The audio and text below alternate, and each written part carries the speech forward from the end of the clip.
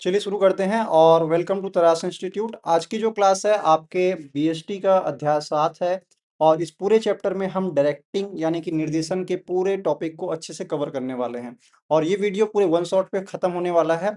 और निश्चित तौर पे इसमें जो 8 मार्क्स है, जैसे कि 1, 3 और 4 मार्क्स के क्वेश्चन इस पूरे चैप्टर में पूछा जाता है। मतलब इस अकेले चैप्टर में 8 मार्क्स आपके कवर करने वाले हैं। ठीक है, तो बहुत ही बेहतरीन तरीके से खत्म कर देंगे और आप भी इसको बहुत अच्छे तरीके से इसको क्या करेंगे, रिवाइज कर पाएंगे। तो चलिए शुरू करते हैं आज की क्लास, और बहुत ही इंपॉर्टेंट है, तो ध्यान से देखिएगा, पूरे वीडियो को अंत तक देखिएगा, क्लास बहुत ही अच्छी होने वाली है।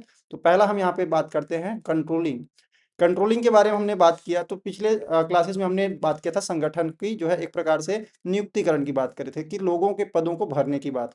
आज जब पद में कोई व्यक्ति आ चुका है तो उसको काम करवाना है अब। तो अभी जो हम टॉपिक देख रहे हैं ये एक्शन ओरिएंटेड है। अभी मैं जो बात कह रहा हूँ बहुत इंपॉर्टेंट है, एक्शन ओरिएंटेड। एक्शन कहने का मतलब है कि काम को अब एक्चुअल में करा जाएगा। अभी तक हमने सिर्फ प्लानिंग प्लानिंग प्लानिंग और उसको सिर्फ कागजों में लिख रखा था, अब उसको एक्चुअल में हरकत में लाने की बारी है। ठीक है, तो यहाँ पे बोला है द कंडक्टर बॉटन, इन्होंने क्या बोला, संगठनात्मक लक्ष्यों को प्राप्त करने के लिए टीम को सामंजस्य लाना, टीम को क्या करना, सामंजस्य लाना। ये हमारे क्या है, इस डायरेक्टिंग का मेन पर्पस है। ठीक है, चलिए आगे देखते हैं क्या बोला गया है। यहाँ पे एक फोर्ड का एग्जाम्पल दिया गया है कि उनकी टीम जब क्या हो गई थी, पूरी तरह से अस्त व्यस्त हो गई थी, उन्होंने क्या एक चेन सिस्टम लगाया था जिससे उनकी टीम एक यूनिटी के साथ काम करने लग गई थी और नए बुलंदियों को छुआ था। ठीक है, आप इसको रीड कर सकते हैं। आगे हम इसके डायरेक्टिंग के मीनिंग की ओर चलते हैं। तो डायरेक्टिंग क्या है, इसका मीनिंग क्या है। सबसे पहले डायरेक्टिंग का मतलब यहाँ पे ये देखो, दिशा निर्देशक सुई है, और ये क्या है, एक मोटिवेशन के लिए ये बनाया गया है और ये लीडरशिप के लिए बनाया गया है। तो इन इमेजेस को ध्यान में रखिएगा। और ये जो है छड़ी है, जिस छड़ी को लेकर, जैसे बोलते हैं ना, एक छड़ी से किसी भी जानवर को क्या करते, कंट्रोल करते, या छड़ी से एक म्यूजिशियन जो है क्या करते, रिदम को कंट्रोल करते। ठीक वैसी, तो यहाँ पे डायरेक्टिंग का मतलब इन्होंने बताया है बहुत ही शानदार तरीके से। क्या बोला है, निर्देशन का अर्थ है निर्देश देना और व्यक्तियों को कार्य में मार्गदर्शन करना। बात कर रहे हैं निर्देश करना, डायरेक्ट करना, दिशा देना, और साथ ही साथ क्या करना, व्यक्तियों को कार्य में मार्गदर्शन करना। ठीक है, उनको गाइड करना। प्रबंध का कार्य वह कार्य है जो संगठन के उद्देश्यों को प्राप्त करने के लिए, है ना, कठिनताओं ये कुछ और है, मार्गदर्शन, परामर्श और अभिप्रेरित करना। ठीक है, उनको गाइड करना, उनको मोटिवेट करना और उनको लीडरशिप के लिए तैयार करना। ये सारी चीजें जो है आपका डायरेक्टिंग के अंतर आता है। ठीक है, तो ये है कलेक्टिव गोल्स को हम क्या करते हैं, अचीव कर पाते हैं। और कंडक्टर क्रिएट्स, जो एक तरह से निर्देशक है, वो क्या करता है, म्यूजिक थ्रू ऑर्केस्ट्रा। वही बात बताया ना मैंने, ऑर्केस्ट्रा एक म्यूजिक है जिसमें से वो छड़ी को क्या करते हैं, ऐसे ऐसे जो है उस हिसाब से, रिदम के हिसाब से लोग बजाते हैं फिर उसके इशारे पर। तो इसी प्रकार से एक के इशारे से पूरा सिस्टम क्या होता है, बहुत अच्छे तरीके से संभल जाता है। तो सेम वही काम डायरेक्टिंग का होता है। चलिए अगला हम देखते हैं, ये तो मीनिंग है। और अब इसकी प्रकृति की बात करते हैं कि ये डायरेक्टिंग किस तरह की चीज है। ठीक है, तो ये कार्य को क्या करता है, इनिशिएट करता है, प्रारंभ करता है, शुरुआत करता है, मतलब एक्चुअल में हरकत में लाता है। तो प्रबंध के अन्य सभी कार्य निर्देशन से पहले तैयारी है, क्या है, मात्र तैयारी मात्र है। लेकिन ये निर्देशन क्या है कि वो एक्चुअल में उसको क्या करता है, एक्शन में लाता है। ठीक है, कार्यवाही शुरू करता है। दूसरा, ये प्रत्येक स्तर पर होता है, मतलब ये टॉप लेवल मैनेजमेंट पे भी होगा, लोअर लेवल मैनेजमेंट पे भी होगा और मिडिल लेवल मैनेजमेंट पे भी होगा। हर एक प्रकार के लेवल पे यहाँ पे क्या होगा। और यहाँ पे ये सर्वव्यापी है। आप ये चीज बहुत ही पहले से पढ़ते आ रहे हैं कि मैनेजमेंट भी सर्वव्यापी था, है ना, हर एक संस्था के लिए काम करता है। तो वैसे ही यहाँ पे निर्देशन हर एक लेवल पे होता है। ठीक है, कोई ना कोई किसी न किसी को क्या कर रहा होता है, निर्देश। टॉप लेवल जो है लोअर लेवल को, मिडिल लेवल को, और मिडिल लेवल लोअर लेवल को, इस तरह से क्या कर रहे होते हैं, निर्देश कर रहे होते हैं। तो प्रबंधक उच्च का अधिकारी से लेकर पर्यवेक्षक तक और निर्देशन की क्रिया निष्पादन किया जाता है। चलो ठीक है, अगला यहाँ पे है एक निरंतर चलने वाली प्रक्रिया। ऐसा नहीं है कि एक बार आपने क्या किया, गाइड कर दिया, मोटिवेट कर दिया और काम सौंप दिया, उसके बाद आप फ्री हो गए, नहीं, उसको सतत क्या करते रहना है, देखते रहना है। और ये निरंतर प्रक्रिया है, कंटिन्यूअस है। तो इसकी प्रकृति ये सतत है और संगठन के पूरे कार्यकाल में चलती रहती है, मतलब जब तक संस्था जीवित है तब तक ये चलता ही रहेगा निर्देश देने में। ठीक है, अगला वहां पे क्या आता है, ऊपर से नीचे की ओर प्रवाहित होता है। क्यों, क्योंकि कोई भी जो गाइडेंस है, या जो एक तरह से बोलेंगे डायरेक्ट, जैसे मैं अगर लोअर लेवल पे हूँ, मैं कर्मचारी हूँ, तो मैं अपने बॉस को कहीं आदेश नहीं दे सकता, लेकिन बॉस मेरे को आदेश देगा। तो ध्यान रखिएगा, बॉस से अगले अधिकारी को, अगले अधिकारी से उससे निचले अधिकारी को, इस प्रकार से क्या होता है, ऊपर से नीचे फ्लो होता है। तो याद रखिए डायरेक्टिंग हमेशा कहाँ से होता है, ऊपर से नीचे। तो ये उच्च स्तर प्रबंध से प्रारंभ होकर क्या होता है, सोपान के अनुक्रम, सोपान मतलब स्टेप बाय स्टेप, सीढ़ी नुमा, तो हम क्या बोल सकते हैं, वो नीचे की ओर प्रवाहित होता है। बहुत ही ईजी था। तो ये चार इसके बेसिक जो फीचर्स है या प्रकृति थी, जिसको आप याद रखिएगा कि निर्देशन इस प्रकार की होती है। अब यहाँ पे हम बात करते हैं कि इसकी जरूरत क्यों है। सर, हमने निर्देशन को तो समझ लिया कि ये चीज है, इसकी जरूरत क्यों है। तो ये है बेटा, काम में स्थिरता लाता है। क्या लाता है, स्थिरता। कोई भी व्यवसाय अगर अच्छे से टिक पा रहा है तो इसी वजह से, क्योंकि संगठन में स्थिरता और संतुलन प्रदान करता है, क्योंकि लोगों के बीच क्या होता है, सहयोग को बढ़ावा देता है। अगर आप इनको डायरेक्ट नहीं करोगे तो आपसी सहयोग नहीं होगा, आपस में वो खींचातानी करेंगे। दूसरी बात, ये एकीकृत करता है। क्या एकीकृत करता है कि जो सारे लोग अलग अलग काम कर रहे हैं, जैसे परचेज डिपार्टमेंट अलग काम कर रहा है, सेल्स डिपार्टमेंट अलग काम कर रहा है, सब कोई अपने अपने तरह से बेस्ट दे रहे हैं, लेकिन वो अगर कोई दूसरे का ध्यान ना रखे, एक दूसरे के साथ कोऑर्डिनेट ना करे, समन्वय जो हमने पहले चैप्टर में पढ़ा था, तो ये समस्या पैदा हो जाएगी। क्या, कर्मचारियों को इस तरह एकीकृत करना, मतलब यूनिटी में बनाना, कि वो क्या करना, इंटीग्रेट करना, कि प्रत्येक व्यक्ति का योगदान संगठन के लक्ष्य को पूरा करने में सहायक हो, ऐसा उसको सेट करना। जैसे कि यहाँ पे आप देख पा रहे थे शुरुआत में जो फोर्ड वाला एग्जांपल, इसमें एक आदमी जो काम कर रहा है वो वही काम कर रहा है, उसके आगे से गाड़ियां जो है चेन की मदद से गुजरते जा रही है। तो ये क्या हो रहा है, काम में एकता आ जा रही है इनके बीच में। तो यही काम हमको करना है ना, सिस्टमेटिक तरीके से। अगला यहाँ पे बोला गया है, परिवर्तन को सुगम बनाता है। मतलब आप कोई भी चेंज होता है उसको आप इजीली क्या कर सकते हैं, अडॉप्ट कर सकते हैं। तो फैसिलिटेट चेंज, प्रभावी निर्देशन, एक अच्छे निर्देशन डायरेक्शन में आपको मोटिवेशन मिलता है, और आप अच्छे से कम्युनिकेट कर पाते हैं, और आपकी लीडरशिप तैयार होती है। ठीक है, माध्यम से संगठन में आवश्यक परिवर्तन को लागू करने में मदद मिलती है। आगे हम इसके और भी इसके मीनिंग को समझेंगे, आगे बहुत अच्छे तरीके से बताया गया है। क्षमता का उपयोग करना है, पूरे अच्छे से हमारे जो क्षमता है, हमारे लोग जो हमारे पास काम कर रहे हैं उनकी पूरी क्षमता को क्या करना है, उपयोग करना है। और डायरेक्टिंग से ही ये पॉसिबल है। डायरेक्टिंग में अगला हमारा एक पॉइंट आएगा, मोटिवेशन, तो उसमें आप ये चीजें समझेंगे। तो कर्मचारियों को उनकी क्षमताओं का पूर्ण उपयोग करने के लिए क्या करता है, अभिप्रेरित करता है, मोटिवेट करता है ना। चलिए, अब यहाँ पे देखेंगे अगला। तो इसके कुछ चार क्या है, बेसिक फीचर्स हैं कि आप डायरेक्टिंग कैसे करेंगे। तो सबसे पहले डायरेक्टिंग करने का पहला प्रोसेस याद रखिएगा, 4 मार्क्स के क्वेश्चन में आता है। तो सबसे पहला प्रोसेस यहाँ पे है पर्यवेक्षण, जिसको हम देखते हैं सुपरविजन, ऊपर ऊपर से देखना, निगरानी करना। और यहाँ पे निगरानी करने का मतलब एक तरह से कोच की तरह निगरानी करता है। जैसे अपन देखें ना, क्रिकेट में कोच होते हैं, तो कोच क्या करते हैं, गाइड करते हैं, कमी होती है तो बताते हैं, उसमें एक तरह से मोटिवेट भी करते रहते हैं। तो और एक जासूस की तरह नहीं करना है यहाँ पे सिर्फ उनको कोच करना है, उनको साथ हेल्प भी करना है। तो यहाँ पे पर्यवेक्षण का मतलब बोला है अधीनस्थ, यानी कि जो निचले लेवल के कर्मचारी हैं उनके काम को क्या करना, देख रेख करना। पहला काम देख रेख करना है। दूसरा, उनको फिर उनके काम अगर वो डिमोटिवेट होते हैं, कोई सी भी बात है, हम इंसान हैं, समय के साथ साथ हमको अपने काम में क्या होता है, एक उबाव टाइप का पैदा हो जाता है, हम ऊब जाते हैं उस काम से। तो वहां पे हमको मोटिवेट किया जाता है कि हाँ, इसको और ऐसे करोगे तो आपको ये और फायदे मिलेंगे। ठीक है, मतलब ये हमको क्या करना है, मोटिवेट करना है। तो मोटिवेट देखो, मतलब मस्त हार्ट का साइन बनाया है, और इसमें एक जलती हुई क्या है, चिंगारी है। तो मोटिवेट का मतलब ये है कि वांछित कार्य को करने के लिए लोगों को क्या करना, प्रेरित करना, जो उद्देश्यपूर्ण कार्य है। अगला यहाँ पे लीडरशिप बिल्ड करना। भाई, हमने मोटिवेट कर दिया, लेकिन वो भी खुद से क्या करे, अगले को मोटिवेट करे।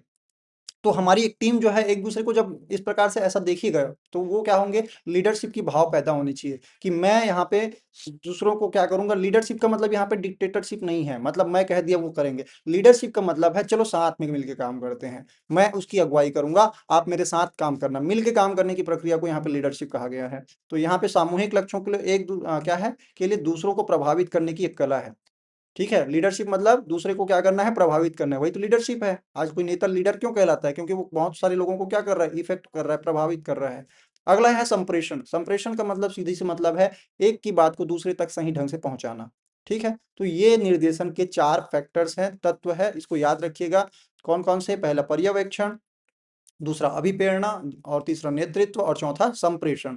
तो विचारों और सूचनाओं को क्या करना, आदान प्रदान करना। ये 4 स्टेप्स में आपके निर्देशन की प्रक्रिया पूरी होती है।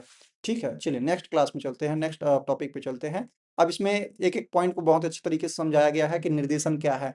प्रदर्शन का नजर रखना, प्रदर्शन मतलब जो परफॉर्मेंस दे रहे हैं उसको किस प्रकार से वो कर रहे हैं, सही कर रहे हैं कि नहीं, उस पर क्या कर रहे हैं, ध्यान देना है। कर्मचारियों को अभी यहाँ पे पढ़ते हैं। पर्यवेक्षण का अर्थ है अधीनताओं द्वारा किए गए कार्य का निरीक्षण करना, मतलब उसकी जांच पड़ताल करना, और निश्चित करना कि संसाधन का अधिकतम, जो संसाधन हमारे पास है उसका सही ढंग से उपयोग हो रहा है, और कार्य को, लक्ष्य को पूरा करने में जो उससे निचले लेवल के कर्मचारी है, अधीनताओं और को आवश्यक निर्देश देना है। मतलब यहाँ पे ये है कि उनको काम को सही ढंग से करने के लिए, कि हमारा रिसोर्सेज खराब ना हो, तो उसको सही से गाइड करना है। ठीक है, चलिए आगे हम देखते हैं इसमें क्या क्या पॉइंट्स दिए हैं। तो ये प्रबंधक और कर्मचारियों के बीच की कड़ी है। ठीक है, बहुत बढ़िया। अगला यहाँ पे समूह में क्या बनाता है, एकता बनाता है। पर्यवेक्षण, सुपरविजन से क्या होता है, एकता बनाता है। कार्य को सही ढंग से क्या होता है, निष्पादित, यानी कि उसको परफॉर्म करवाते हैं। ठीक है, और कार्य को प्रशिक्षण प्रदान करता है। ऑन जॉब ट्रेनिंग भी हमने बात की थी लास्ट क्लास में। और इसके बाद हमने बात किया, कर्मचारियों को अभिप्रेरित करता है, मोटिवेट करता है। ठीक है, तो ये मोटिवेट भी करता है, कहीं कहीं पर डिमोटिवेट भी करता है, लेकिन यहाँ पे मोटिवेशन वाला पॉइंट दिया गया है, तो ध्यान रखिएगा, सुपरविजन हमारे को ये फायदे पहुंचाता है। अगला हमारे पास है अभिप्रेरणा, मोटिवेशन। सर मोटिवेशन क्या होता है, जो यूट्यूब में देखते हैं मोटिवेशन, क्या तू कर सकता है, यू कैन डू इट, तो ये वाला है क्या, नहीं। अभिप्रेरणा का मतलब यहाँ पे बहुत अच्छा है, क्षमताओं को प्रदर्शन में बदलना। भाई मेरे पास कोई क्वालिटी है, मेरे पास कोई एबिलिटी है, लेकिन मैं उसको कर नहीं रहा हूँ, तो क्या मैं मोटिवेट हूँ, क्या नहीं। तो यहाँ पे मेरी क्षमताएं तो है, लेकिन मैं उसको एक्शन में नहीं ला रहा हूँ। तो इसी को कोई अगर मेरे को कह दे, जैसे कि हनुमान जी की क्षमता थी कि समुद्र पार करके वो क्या करता था, एक छलांग में जा सकता था, लेकिन उसको याद दिलाएगा कि भाई तू कर सकता है, तभी तो वो किया ना। तो यही एक प्रकार से मोटिवेशन है, कि जो क्षमता को क्या करना, उजागर कर देना और उसको एक्शन में बदलना। तो यहाँ पे क्षमताओं को क्या करना, प्रदर्शन में बदलना। अभिप्रेरणा एक ऐसी प्रक्रिया है जो वांछित उद्देश्य, जो उद्देश्य हमारे हैं, जो इच्छा हमारी पास है, उसको पूरा करने के लिए, व्यक्ति को कार्य करने के लिए, क्या करने के लिए, कार्य करने के लिए, मतलब उसको एक्शन में लाने के लिए, सुस्त बैठा आदमी है उसको क्या करना, मोटिवेट कर देने के लिए प्रेरित करता है। ठीक है, ये बात याद रखना, अभिप्रेरणा का मतलब है कार्य को क्या करने के लिए, करने के लिए। अब इसका क्या होता है, एक उद्देश्य होता है। मोटिवेशन नाम से ही है, मोटिव, मोटिव मतलब होता है उद्देश्य। क्या उद्देश्य है, तो एक आंतरिक स्थिति जो जो व्यवहार को सक्रिय बनाती है ना, बहुत एक्टिव बना देते हैं हमारे जो सोच है या विचार है। दूसरा, उद्देश्यों की पूर्ति के लिए प्रेरित करना। बहुत बढ़िया है। उद्देश्य की यहाँ पे क्या होता है, अभिप्रेरणा होती है। अभिप्रेरणा का मतलब होता है उसके द्वारा जागृत करना, किसी चीज के लिए मोटिवेट करना। ठीक है, अभिप्रेरक। अब इसमें तीन बातें हैं ना, पहले तो उद्देश्य होता है, अभिप्रेरणा उसका कोई ना कोई एक उद्देश्य होता है, और उस उद्देश्य को क्या करना, पूरा करने के लिए उनकी एक प्रेरणा बनती है, और इसको करने के लिए कोई ना कोई व्यक्ति चाहिए, जैसे यहाँ पे कोई ना कोई एक तरह से अभिप्रेरक चाहिए। जैसे मान लीजिए मैं एक कंपनी में काम कर रहा हूँ, ठीक है, वहां पे मुझे सैलरी अच्छी नहीं मिल रही, मेरे घर परिवार में बहुत समस्या चल रही है, तो मैं डिमोटिवेट होकर काम कर रहा हूँ। तो वहां पे मेरा उद्देश्य क्या है, मेरा उद्देश्य यह है कि मैं अपने फैमिली को अच्छे से क्या कर सकूं, एक तरह से उनकी लाइफ स्टाइल को चेंज कर सकूं। दूसरा, तो इसलिए मेरा ये जो लाइफ स्टाइल चेंज करने के लिए जो मैं बात कर रहा था, एक उद्देश्य लेके चल रहा था, अब इससे उद्देश्य की पूर्ति कैसे हो सकती है, तो इस पूर्ति जो है पैसे से हो सकती है। तो ये अभिप्रेरणा मोटिवेशन है मेरे लिए, कि मैं ज्यादा से ज्यादा पैसा कमाऊं। तो ये होगा कैसे, तो इसके लिए आपने जो है प्रेरित करने के लिए जो तकनीक उपयोग करेंगे, जैसे कि यहाँ पे हम बात कर रहे हैं वेतन और बोनस की, तो ये एक तरह से इंसेंटिव्स यानी कि मोटिवेशन देने के एक तरीके हैं। तो ये तरीके को हम बोलते हैं मोटिवेटर। ठीक है, तो मोटिव क्या होता है, उद्देश्य जो आपको जरूरत है। मोटिवेशन क्या होता है, कि उस जरूरत को पूरा करने के लिए क्या करना है, और तीसरा क्या करने वाले, मतलब वो तरीके क्या हैं एक्चुअल में, तो अभिप्रेरक, मोटिवेटर उसको बोलते हैं। ठीक है, चलिए, तो ये रही अभिप्रेरणा। और अभिप्रेरणा की प्रक्रिया, मतलब मोटिवेट कैसे करोगे, तो याद रखिए, आपको अगर किसी को मोटिवेट करना है तो कैसे करोगे, सबसे पहले उनकी असंतुष्टि को पहचानोगे, कि भैया वो असंतुष्ट क्यों है, वो एकदम मायूस सा क्यों है। तो उसको एक्टिव करने के लिए पहले उसकी कारण जानोगे, कि वो किस प्रकार से असंतुष्ट है। फिर उस तनाव, क्योंकि असंतुष्टि है तो इसी वजह से तनाव में है। तनाव में क्यों, क्योंकि वो प्रेशर में है भाई, कि मेरे को ये नहीं हो रहा है तो मैं कैसे करूं, है ना। जैसे अभी आपका एग्जाम का प्रेशर है, तो आप क्या बोलोगे, अभी तनाव है, आप अपने को संतुष्टि नहीं दे रहे हो। मैं मोटिवेट करूंगा, बोलूंगा भैया आप कर सकते हो, आपके पास ये तैयारी चीजें हैं, आपको ये मटेरियल हम उपलब्ध करा रहे हैं, आप इसे कर सकते हो। तो आप यहाँ पे फिर मोटिवेट भी हो सकते हो। फिर उसके बाद है डिराइव करना, आवेग यानी कि प्रेरणा आपके पास। फिर हम बोलेंगे तो उस हिसाब से आप क्या हो जाओगे, मोटिवेट हो जाओगे। और फिर आप क्या करोगे, खोज व्यवहार, रिसर्च बिहेवियर। आपके फिर अपन क्या करेंगे, आपके रिसर्च करेंगे, आपके बिहेवियर क्या आप सही ढंग से समझ पाए कि नहीं, है ना। और आवश्यकता की संतुष्टि हो जाएगी, है ना। आपको जैसे कि अगर मान लीजिए जिस चीज की जरूरत थी हमने आपको उपलब्ध करा दी, ठीक है, और वो चीजें आपको संतुष्ट कर गया, और इससे आपके तनाव में क्या हो जाएगी, कमी। और फिर आप उस काम को करने लग जाओगे। तो ये है मोटिवेशन का एक प्रोसेस। तो बहुत ही सिंपल सा प्रोसेस है ना, पूछा जाता है तो याद रखिएगा इसको। तो प्रक्रिया असंतुष्ट आवश्यकता से शुरू होती है, तनाव पैदा होती है, और व्यक्ति उस आवश्यकता को पूरा करने के लिए क्या करते हैं, प्रेरित करती है। ये पूरी प्रक्रिया है। अगला यहाँ पे हम बात करते हैं मैस्लो की ये हायरार्की, है ना, या एक प्रकार से इस ब्रिज को जो हम बात करें पिरामिड को समझते हैं कि एक इंसान आपके साथ मोटिवेट क्यों क्यों होता है, ठीक है, उनकी क्या क्या जरूरतें होती है और जरूरतों के क्या स्तर होते हैं। तो सबसे पहले आधारभूत जरूरत बोले हैं शारीरिक आवश्यकता। भाई मैं अच्छा खाना चाहूंगा, अच्छा पहनना चाहूंगा, ये मेरी शरीर की क्या है, आवश्यकता है, पहले इसी की नीड होती है, मैस्लो ने कहा था। और ये एक मनोवैज्ञानिक था, मनोवैज्ञानिक मतलब जो साइकोलॉजिस्ट है, तो उनको मन की बातें जो है किसी की भावना को समझने की उनकी अच्छी कैपेबिलिटी थी। ठीक है, इन्होंने क्या बोला है कि कोई भी आदमी आपके संस्था में काम पैसे के लिए करता है, क्यों, क्योंकि पहली नीड उसके पैसे की है। दूसरा सुरक्षा, सिर्फ अब खाना खाना नहीं, अब उसको रहने वहने की व्यवस्था, उनकी बहुत सारी सुरक्षा, उनकी फैमिली को प्रोटेक्ट करना, इसीलिए देखो आजकल बीमा वगैरह करवा देते हैं, है ना, कर्मचारियों का। तो ये संगठन का पेंशन योजना या स्थायित्व, ये आपको फ्यूचर में जो है पेंशन मिलेगा, ये भी आपकी क्या है, सुरक्षा। आप इतने साल तक हमारे संस्था तक बन के रहोगे, आपको बीच में नहीं निकाला जाएगा, इसके लिए भी आदमी क्या है, दूसरी ये सेफ्टी चाहता है। तीसरा क्या चाहता है कि उनके संबंध अच्छे हो, संस्था से संबंध की आवश्यकता, सहकर्मियों के साथ मैत्रीपूर्ण संबंध। कोई भी आदमी आता है आपके संस्था में काम कर रहा है तो कहीं ना कहीं चाहेगा कि आपके जो टीम के साथ, लोगों के साथ अच्छा व्यवहार हो।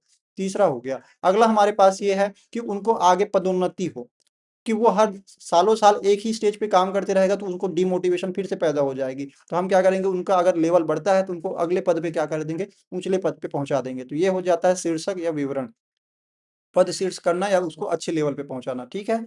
तो ये है। और अगला है आत्मसंतुष्टि। आत्मसंतुष्टि का मतलब होता है कि उनको लॉन्ग टाइम में उनको जो है खुद के काम से क्या होना, संतुष्ट होना, ठीक है। तो ये आत्मसंतुष्टि है, सेल्फ कॉन्फिडेंस। आत्मसंतुष्टि का मतलब ये होता है, कई बार आप देखे होंगे वर्तमान में ये मैस्लो की थ्योरी उतना ज्यादा काम नहीं आता। जैसे आप हमारी बात कर लें, तो जैसे आज की डेट में हम पैसे को कम, अपनी पॉपुलैरिटी को, या अपने एक तरह से मैं बोल सकता हूँ कि हमको अपने काम से हम संतुष्ट हैं, हमको पैसा कितना बेटा इससे कोई मतलब नहीं है। तो ये भी क्या कहलाती है, आत्मसंतुष्टि। हर जगह पैसा काम नहीं आता है। तो ये मैस्लो का एक सीढ़ी है जिसको आप लोग जो है याद रखिएगा, मैस्लो किस प्रकार से मोटिवेट करने की बात करता है, ठीक है, ये उसके सिद्धांत थे। अगला यहाँ पे हम बात करते हैं अभिप्रेरणा करने के दो तरीके, मतलब प्रेरित करने के, किसी को मोटिवेट करने के दो तरीके, एक तो पैसा दे के करो, एक तो उनको और कुछ इस तरह से करो। तो पैसा दे के जिसको हम बोलते हैं फाइनेंशियल, और एक होता है नॉन फाइनेंशियल। तो फाइनेंशियल में जैसे वेतन दे सकते हो आप, बोनस दे सकते हो, लाभ में हिस्सा दे सकते हो, अगर पार्टनरशिप में है तो उनका शेयर्स बढ़ा सकते हो। स्टॉक विकल्प, अगर आप कंपनी में हो तो आप उनको एक ऑप्शन दे सकते हो, स्टॉक ऑप्शन प्लस, जिसको ईसॉप बोलते हैं, है ना। और सेवानिवृत्त का लाभ, रिटायरमेंट के बाद उनको बेनिफिट पहुंचाने का, ये मोटिवेशन सारा कुछ है। अनुलाभ और परक्विजिट, आप उनके बेसिक सैलरी के साथ साथ उनको और बहुत सारी इंसेंटिव सुविधा दे सकते हो, किराया, उनके बच्चों का फीस, ये बहुत सारी चीजें। तो ये कहीं ना कहीं मोटिवेशन बनता है, ठीक है। ये है पैसे देकर। लेकिन हर चीज पैसे देके आप उनकी क्या नहीं खरीद सकते, एक प्रकार से लगाव नहीं खरीद सकते, तो आपको उनसे जुड़ना पड़ेगा। तो वो कैसे हो सकता है, तो उनको पद को, आप प्रतिष्ठा को ध्यान रखो। दूसरा है संगठन का वातावरण ऐसा तैयार करो। तीसरा है जीवन वृत्तीय विकास के अवसर दो। और कर्मचारियों की पहचान देना, मतलब उनका एक अपनी डिग्निटी होती है कि मैं हाँ इस पद पे हूँ तो मेरे को लोग अच्छा समझते हैं करके। और पद की सुरक्षा और कर्मचारियों की भागीदारी। तो इस प्रकार से आप उनको क्या कर सकते हो, समझा सकते हो। तो ये समझाने के दो तरीके हैं, यानी कि उनको मोटिवेट करने के, काम के लिए प्रेरित करने के, पैसा दो, या तो पैसे के अलावा उनको कुछ ऐसी चीजें दो जो उसको मोटिवेट करे। चलिए अगला देखते हैं यहाँ पे। तीसरा जो पॉइंट था लीडरशिप, है ना, आपने क्या कर दिया, मोटिवेट कर लिया। अब उसके बाद हम देखेंगे कि उसकी लीडरशिप कैसे करते हैं। तो लीडरशिप का मतलब होता है दूसरों को प्रभावित करने वाले कला, है ना, दूसरों को प्रभावित करना। तो नेतृत्व के बारे में यहाँ पे जॉर्ज टेरी ने क्या बोला है, नेतृत्व व्यक्तियों को प्रभावित करने की कला है, प्रभावित करने की कला है। और ये प्रक्रिया है जिससे इच्छा और उत्साह सामूहिक उद्देश्यों की प्राप्ति के लिए, हर बार देखना ये लाइन आपके बुक में लिखा रहता है, सामूहिक उद्देश्य। सामूहिक मतलब उद्देश्य, सामूहिक उद्देश्य का मतलब होता है कि हमारी संस्था एक साथ एक उद्देश्य लेके चल रही है, उस उद्देश्य की पूर्ति हो, है ना, उसके लिए प्रयत्नशील हो। तो आप जितने भी आंसर राइटिंग करेंगे तो याद रखिएगा सामूहिक उद्देश्य एक कॉमन सा वर्ड है, ये दिखना चाहिए, ठीक है। जितने भी हाईलाइटिंग पॉइंट्स हैं ये आपके आंसर्स में दिखने चाहिए।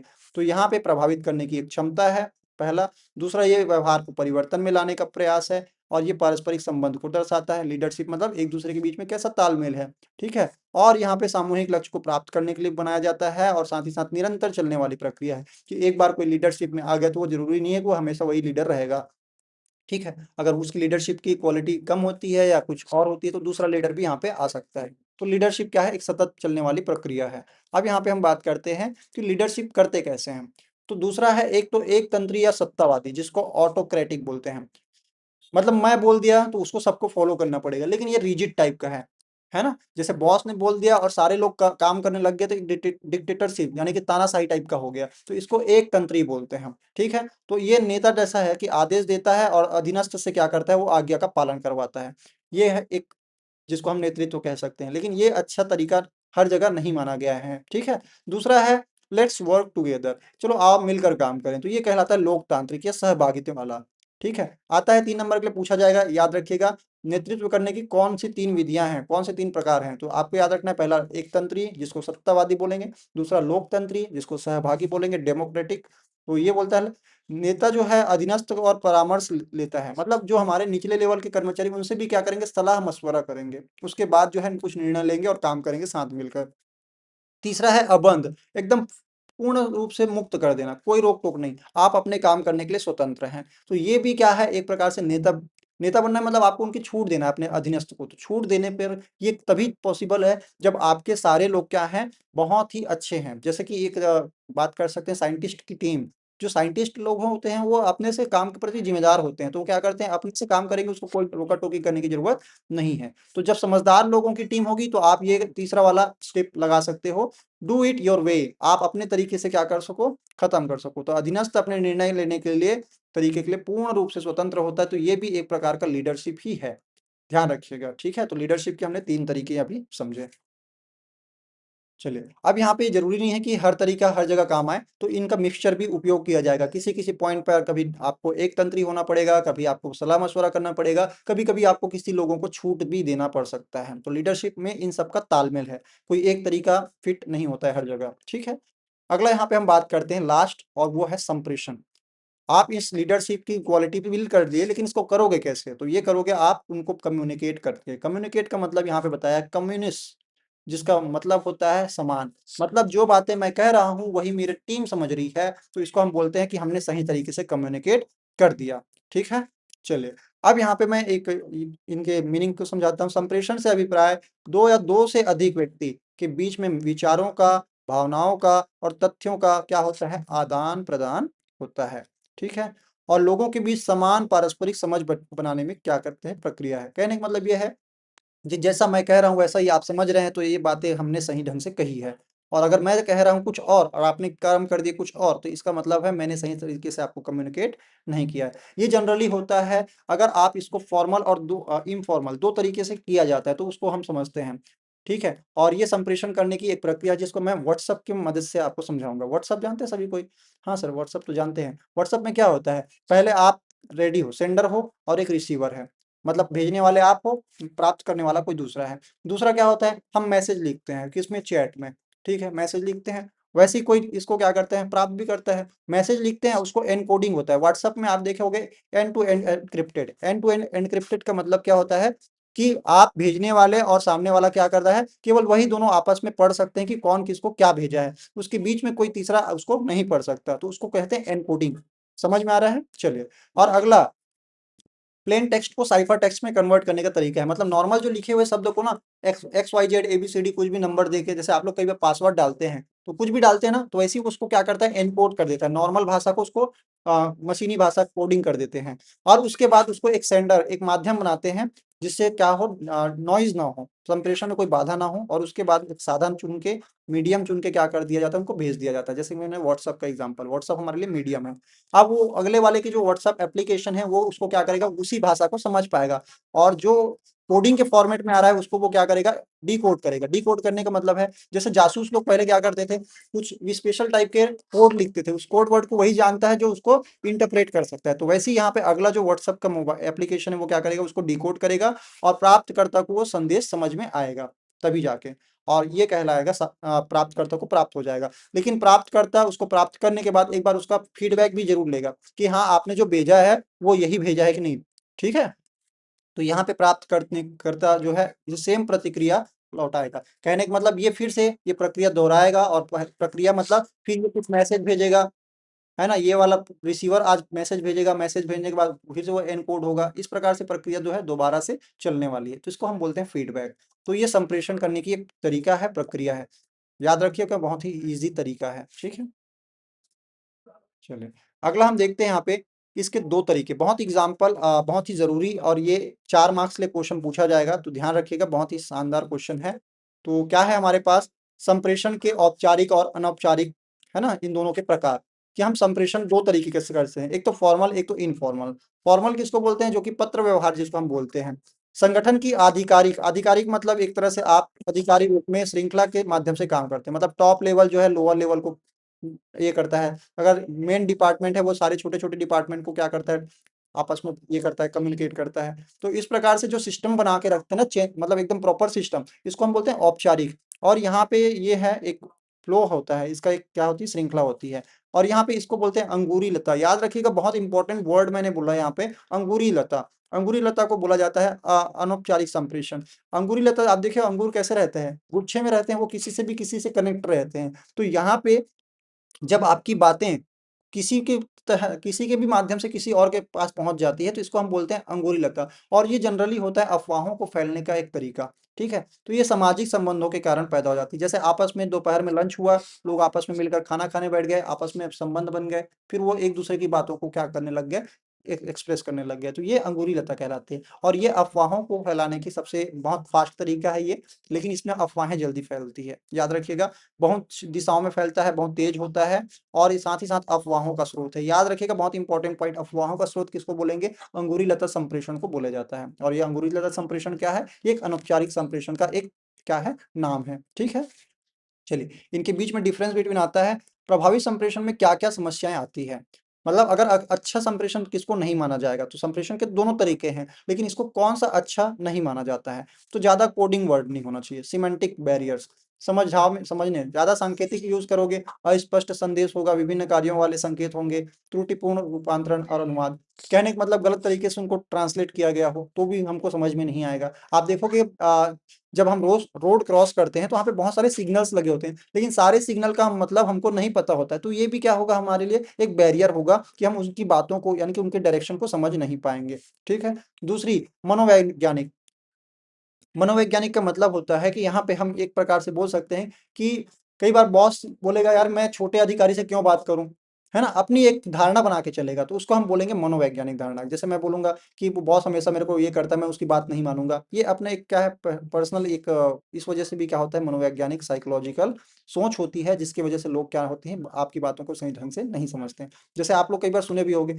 ये आदमी हमेशा मेरे को बुरा ही समझता है, चाहे मैं कितना भी अच्छा कर लूं, तो वो उनकी धारणा है। और ये मनोवैज्ञानिक धारणा की वजह से आप जो कितना भी अच्छी बात कर लो, वो सामने वाला उतना अच्छे से समझ नहीं पाएगा। तो ये है जिसमें अविश्वास की वजह से होता है, और ये सावधानी या अभाव का ध्यान होना, है ना, सावधानी का अभाव होता है या ध्यान ना होने की वजह से होता है। और सामयिक मूल्यांकन, आपका क्या है, प्रीमेच्योर क्या है, इवोल्यूशन, पहले से आप क्या कर लिए रहते हैं, आकलन कर लेते हैं, भावनाएं पहले से बना के रखे रहते हैं, इस वजह से ये मनोवैज्ञानिक बाधाएं आती है। अगला है संगठनात्मक बाधाएं, कौन कौन से, संगठन की नीति, भैया आपने ऐसी नीति निर्माण कर रखे हैं, ऐसे नियम कायदे बना रखे हैं जो बहुत ही डिफिकल्ट है, कि टॉप लेवल का अधिकारी आपके निचले लेवल के अधिकारी से डायरेक्टली क्या नहीं कर सकता है, बात नहीं कर सकता है। मतलब बात करने के लिए इतना टाइम लग जाता है कि एक एक काम जो है, जो 1 तारीख को हो रहा है, वो 30 तारीख तक की मंजूरी मिल रही है। इसका मतलब ये है कि कहीं ना कहीं यहाँ पे बहुत बड़ी बाधा है, और इस वजह से हमारे नियम को थोड़ा सा कैजुअल भी करना पड़ता है। यहाँ पे बोला नियम और विनिमय और पदवी, मतलब यहाँ पे पद की जो है एक तरह से प्राथमिकता जहाँ पे रहती है कि टॉप लेवल लोअर लेवल को डायरेक्टली कम्युनिकेट नहीं करता, तो इस वजह से भी यहाँ पे संगठन की हमारी संरचना हमको बाधित करती है। अगला है व्यक्तिगत बाधा, सत्ता को समझने की चुनौती का भय होता है, अधीनस्थों के विश्वास का अभाव होता है। तो ये वही बात है, व्यक्तिगत बाधा, जो कि मनोवैज्ञानिक बाधा की जैसे ही है। ठीक है, तो इसको आप याद रखिएगा, बहुत ही ईजी था। अब इसको प्रभावी संप्रेषण कैसे बनाएं, तो ये था बाधा, और इसको अच्छे से करने के तरीके बताया गया है। पहले तो आपके बातें क्लियर हो, सोच आपकी जो विचार है वो अच्छे से क्लियर हो, आपका जो है सोच क्या हो, क्लियर हो।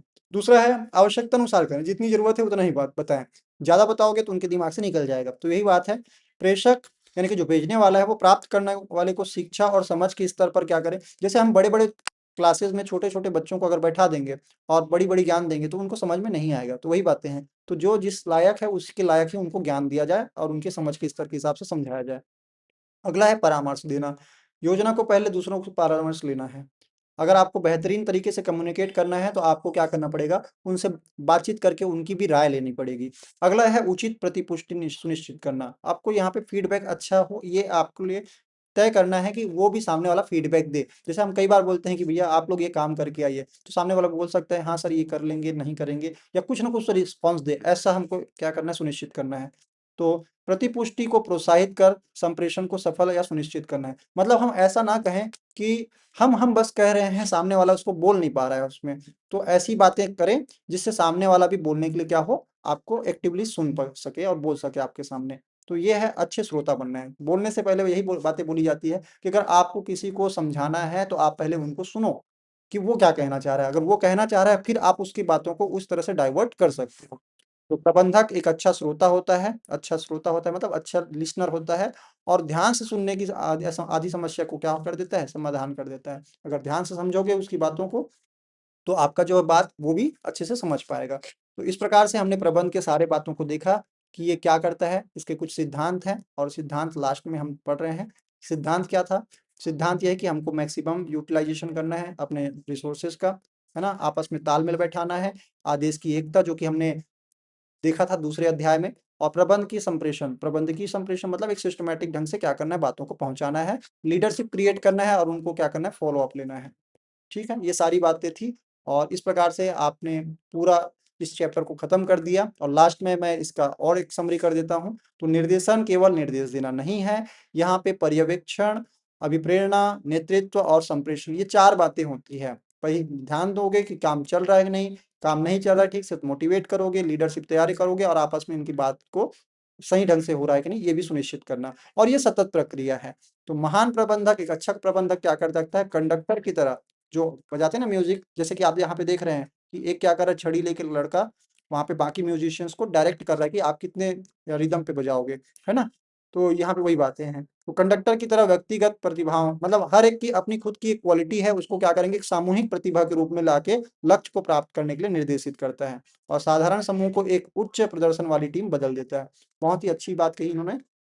तो इस प्रकार से हमारा जो है ये डायरेक्टिंग वाला पार्ट पूरा खत्म होता है। आप इसको एटलीस्ट कम से कम 1-2 बार ज़रूर सुनिएगा डबल स्पीड में, जैसा भी आपकी सुविधा है। तो इसके बाद जो है हम क्या करेंगे, इसके सारे इंपॉर्टेंट क्वेश्चंस आंसर करेंगे और वो भी बहुत ही शॉर्ट तरीके से।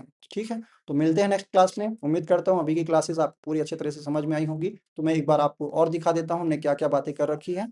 तो हमने निर्देशन की पहले डेफिनिशंस की बात करी, फिर उसकी प्रकृति देखा, फिर उसके महत्वपूर्ण क्यों है ये बातें करी, फिर उसके बाद हमने देखा कि ये इसके 4 तरीके क्या हैं, और इस 4 तरीके में पहला तरीका था सुपरविजन, दूसरा तरीका था मोटिवेशन, तीसरा तरीका था लीडरशिप, है ना? और ये मोटिवेशन के तरीके हमने बात किया था लीडरशिप, और लीडरशिप के बाद हमने देखा था कम्युनिकेशन और इसके कुछ-कुछ इसके अंदर के पॉइंट्स। तो इस प्रकार से इतने ही पार्ट्स में आपके इस चैप्टर जो है खत्म हो जाता है। तो उम्मीद करता हूँ आज की क्लास आपके लिए बहुत ही हेल्पफुल हुई होगी। तो मिलते हैं नेक्स्ट क्लास में इंपॉर्टेंट क्वेश्चन आंसर के साथ। तब तक के लिए जुड़े रहिए हमारे तराश इंस्टीट्यूट यूट्यूब चैनल के साथ। धन्यवाद।